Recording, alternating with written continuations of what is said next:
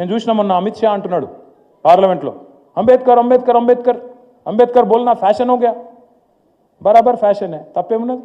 అంబేద్కర్ మంచి చేసిండు కాబట్టి బరాబర్ ఆయన గురించి మాట్లాడుకోవాలి. మీలాగా చెడు చేయలే, మీలాగా దేశాన్ని గబ్బు పట్టియలే, మతం పిచ్చి లేపి పిచ్చోళ్ళని చేసి దేశంలో వేరే ముచ్చట లేకుండా చేసి మతం మాత్రమే ఉన్నది ఇంకేం లేదు దేశంలో అన్నట్టు గబ్బు లేపలే దేశాన్ని.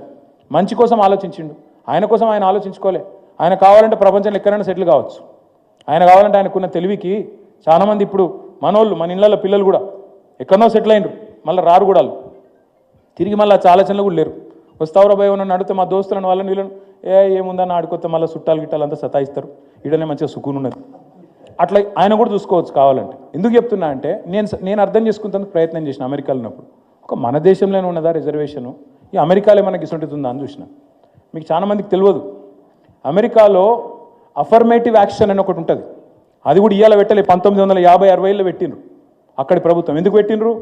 అక్కడ నల్ల జాతీయుల మీద ఏదైతే వివక్ష ఉందో ఆ వివక్ష పోవాలి అంటే వాళ్ళకు కొంత ప్రత్యేకమైన రక్షణ, మన రిజర్వేషన్ లెక్కనే వాళ్ళకు కూడా విద్యలో ఉపాధిలో వాళ్ళకు కూడా రక్షణ ఉండాలని పెట్టినరు.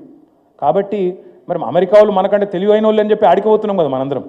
ఆడనే పోయి సెటిల్ అవుతున్నాం, ఆడనే బాగుంది, ఆడనే గొప్పోళ్ళు, వాళ్ళే అగ్రరాజ్యం అని మాట్లాడతాం కదా తెల్లారులైతే. మరి ఆడ కూడా ఉంది, మరి వాళ్ళు బుద్ధి తక్కువ. ఎందుకు చెప్తున్నా ఈ మాట అంటే భారత సమాజాన్ని కరెక్ట్గా అర్థం చేసుకుంటే ఈ పనికిమాలిన మాటలు మాట్లాడరు.